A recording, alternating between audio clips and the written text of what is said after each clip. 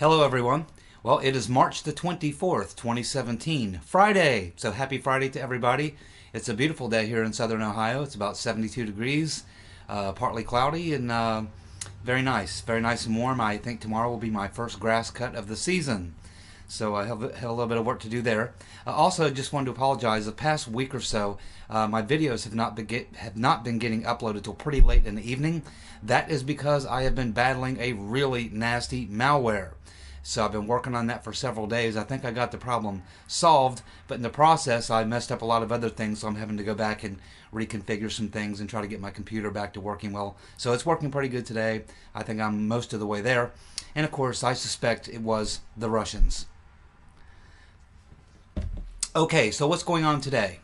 As you know, the past couple days we've been covering the fact that Chairman Nunes someone had come to him. We expect it's two people or more had come to him from the intelligence community and provided him with some logs showing him that there certainly was some surveillance of Donald Trump and his transition team, both during the campaign, the transition, and even up until Inauguration Day. So this gave him great concern, and so he had briefed the White House, briefed the members on his committee, the NSA director, and various other people, and so this was the latest development. As of yesterday, I told you that on Tuesday we were going to be getting some open hearings with the NSA director, also the acting Attorney General, Sally Yates, the CIA director, Brennan. They were supposed to be scheduled on Tuesday for open hearings. But now it appears that there's been a little change. It appears now that today Nunes said that they were expecting a bunch of more information that had been requested about 2 weeks ago. They expected to receive that information today. As of the time of this video, he still has not received that information. He said it might come in over the weekend or maybe Monday morning. But anyway, he is expecting to get more information that they had requested that will help them answer quite a few of the questions that they have. So we're still waiting on that information. I assume he will get it. Nunes said that the NSA seems to be very cooperative. He didn't say much about the CIA and didn't comment at all on the FBI. Obviously, we know the FBI is not, with James Comey, is not cooperating at all. So anyway, that's what's going on there. But it appears now that Nunes said today that they may be having a closed session with James Comey and maybe someone from the intelligence community as well. But for sure, James Comey may be wanting to have, or they're offering him, an open session. Now, we can read into that a couple of things. If it's Nunes that has contacted Comey and said, yeah, we think you may want to do this in a closed session, that means because he's found some things that he knows could be criminal activity, and he wants to know which way to go with things in the questioning, and he wants to talk to Comey and make sure that there's nothing that's national security or anything like that. He wants to get that stuff out of the way, basically. What he wants to do is primer Comey so that when he does do open testimony, he cannot do what he normally does, which is to spin and obfuscate and mince words, such as this past week when he was being asked questions and they asked him about wiretapping Trump or people in his transition team or people around him. You notice that Comey's response was, no, there was no wiretapping. So again, this is Comey mincing words. The follow-up question should have been, is there any type of surveillance or eavesdropping going on? That question was never asked. I assume that that's kind of what they want to get to. So I think that this hearing, if Nunes is requesting a closed session, it's because he wants to map out exactly how he can defeat Comey's obfuscations all the time when he's in a hearing. He wants to get that stuff out of the way. If it's Comey that's wanting a closed hearing, which is usually the case, then that usually means that laws were broken. Laws are broken. And the way this works is that you have to remember, when these intelligence agencies do this illegal stuff that they know is illegal, they give themselves political cover. And the way that they do that is that they go to the heads of the oversight committees that oversee their intelligence operations, and they give information to a ranking Republican and a ranking Democrat. This gives them cover. That way, if they're ever caught with their neck in the noose, they can always say, well, so-and-so and so-and-so, heads of these intelligence communities or oversight committees, were aware of this. We made them aware of this. So this is a way of bringing someone else into your crime, your overseers, that is, the people who would be responsible for overseeing your activity, bring them into the crime with you. That way it makes it a lot tougher for them to make you walk the plank, because they would go down with you. So this is a standard practice in Washington, and it goes on in a lot of different ways. Same type of system. You bring people in with you into the crime, and it gives you protection. So this is what's done a lot of time. But it could also be that James Comey might be able to look at Nunes and say, well, you say you want all this information, you want to bring all this stuff out. Typically, there's a couple different ways that this will play out with the FBI director. On one point, he may say, well, we did all this stuff. Yeah, it's illegal. Yeah, we broke the law, but we made people on your committee aware of it, or maybe they didn't. But he can use the excuse, but to expose this criminal activity would hurt the agency. It would hurt our ability to do our job, national security. People could lose faith or trust in the FBI, and these are all bad things. So we can't reveal the truth about the criminal activity because a greater harm would be done. So this is a standard way of getting around these types of things. And it's also possible that Comey could say, well, you say you want all this information, but the fact of the matter is, when I came into this position as FBI director, these programs were already going on. Hey, and all I did was just give the approval for the programs to continue. But these programs began back under, say, George Bush. Now, what happens if the FBI director informs the committee with Republicans in control of it that these illegal activities didn't just happen during the Obama years, but were actually happening and initiated during the Bush years? You see, will that change their mind? Because now it wouldn't just be Obama, it would be Bush. So do the Republicans want to drag the Bush administration and all their people into this as well for being part of this criminal activity? Generally this will shut things down. So these are all the techniques that are used in these closed-door sessions to try to minimize the damage and to try to make things go away. And so a lot of this could be going on in these closed hearings. But I think it's going to be more difficult this time around because we've already learned that there was unmasking that went on, and they can try to cover that up if they want to, but too many people now are going to be asking too many questions, and so they're probably, if they are planning on covering this up or twisting or spinning out of it, this will certainly make it more difficult. But sometimes when a committee chairman or people on the committee are faced with that proposition that, these illegal activities went on, but to expose them would cause problems with our ability to have the trust of the people, to collect further intelligence, blah, blah, blah, blah, blah. In other words, more harm is done by revealing the crime than just letting the crime go and not revealing anything. So this is a very common practice when you see these types of things going on, and there's a lot of this going on right now behind the scenes that we don't know about, I'm sure. So I think that that's really what we can read into this now. I think we'll know a lot more when we see Comey come back and testify, because even if he does a closed hearing, he'll probably also do an open hearing testimony too, and we'll be able to tell if the right questions are being asked.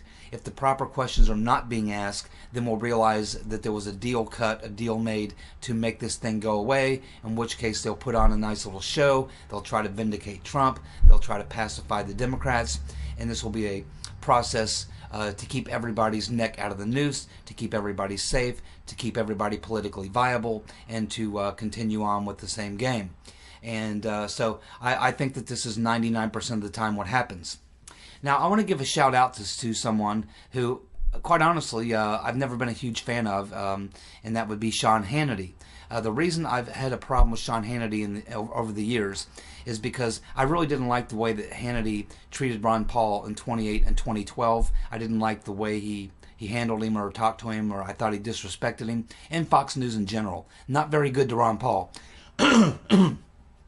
So I haven't been a big fan. Excuse me. I haven't been a big fan in the past of Fox and Sean Hannity. But recently, he has been doing a pretty good job covering this particular story. But again, I'll be very surprised to see that if we learn that a lot of this stuff was going on or even initiated under the Bush administration, I'll be interested to see whether or not Hannity and a lot of those that he has on his program, to see if they're still is motivated about getting to the truth and prosecuting those who committed crimes. It'll be very interesting to see if the blame is not only on Obama but on Bush, if the folks on the so-called right take the same hardcore approach that they're taking now. That will be interesting to watch. And the reason I mention that is because I can almost guarantee you that these types of programs, including the surveillance of Donald Trump and many other people illegally, if these types of programs were happening under the Bush administration, and I would be about 90% sure that they did. So this could also be another wrench that gets thrown into the spokes. Yeah, everybody on the Republican side would love to go after Obama and his administration and point out their crimes or things that they did that they shouldn't have done. But we'll see if they're as motivated when it comes down to the fact that if they learned that the Republican administration was also involved in doing the same thing. That'll be very interesting to watch. But at this point, Sean Hannity, the last week or so, he has been doing a pretty good job of following up on this story. We'll just keep following their coverage and seeing which direction it goes if we learn more. So anyhow, it looks like unless something comes out later this evening, which again, when you get to Friday, a lot of times that's when a lot of these things come out. Friday evenings, Saturday mornings, so they can prep themselves for the Sunday morning talk shows, and there is where you usually see them lay out their plan for how they're going to engage in various cover-ups and shifting things back and forth. So the game that they're going to play. So we'll know a lot more in the next few days. But at this point in this video series, I would like to say that I really believe in this situation that we are going to actually see, unlike many other things like Benghazi, Fast and Furious, and many other investigations we've seen. I believe that this one actually might bear some fruit because we have learned too much. We have learned too much about the unmasking. Someone is going to have to identify themselves or selves as being the people who authorized the unmasking. And that is going to raise some other interesting questions. They're also going to find out why the masking was done, unmasking. They're also going to want to know exactly who this information was shared with, and especially was any of this information that was gained from this surveillance, whether it was directly on Trump and his team or not, whether that information was being shared with the White House. Was it being shared with the Attorney General, the FBI Director, or the President? These are very interesting questions. And I believe that these questions will now have to be answered because they've been raised, and it's no longer a question of whether or not there was unmasking or illegal release of documents. We know there were. And so I don't see how they can walk this one back, because you can find out who authorized the unmasking. You can find out where this information was distributed, and you can find out where.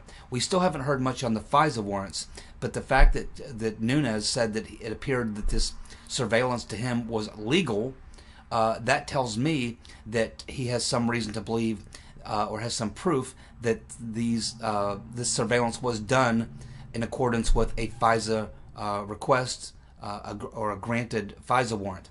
So that again opens up another question of the FISA process and who requested the FISA warrant and based on what grounds. And if we find that there's issues with that, then of course you're going all the way up to the FISA court and looking at the judge or judges or the panel that looked at this, and who are these people that gave the approval?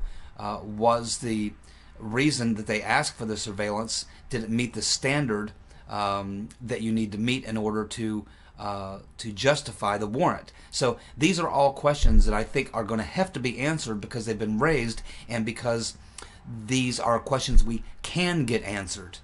They are questions that this stuff can be tracked down. And we know this because when you work at the NSA or the CIA or a lot of private corporations that many of us or people we know work at, everyone knows you'll have these little badges. You have to sign in, like where I worked previously before I was self-employed. We had a badge, and we had to sign in. They have a security guard. He'd have to look and make sure you had your badge on, and then you had to physically sign in. Now, in the CIA, the NSA, the Pentagon, the DOD, places like that, they actually have badges that scan. So these people have to be scanned in and scanned out, and there is documentation of those dates when these people scanned in and scanned out of these sensitive areas where this intelligence is gathered. So we'll know who the people are who were in contact with this information in these areas where this information is held, specifically signal intelligence. They will be able to get a log, the Congress, the chairman, will be able to get a log of the people who signed in and signed out at the signal intelligence at the area of signal intelligence. And they probably won't make that public, but the people on the senators or congressmen who are on these panels who are doing these investigations, they probably are able to get a look at those logs. So that's why I say we probably are going to see some head or heads roll on this particular case, simply because we just know too much about it. And too much of it has already been brought into play.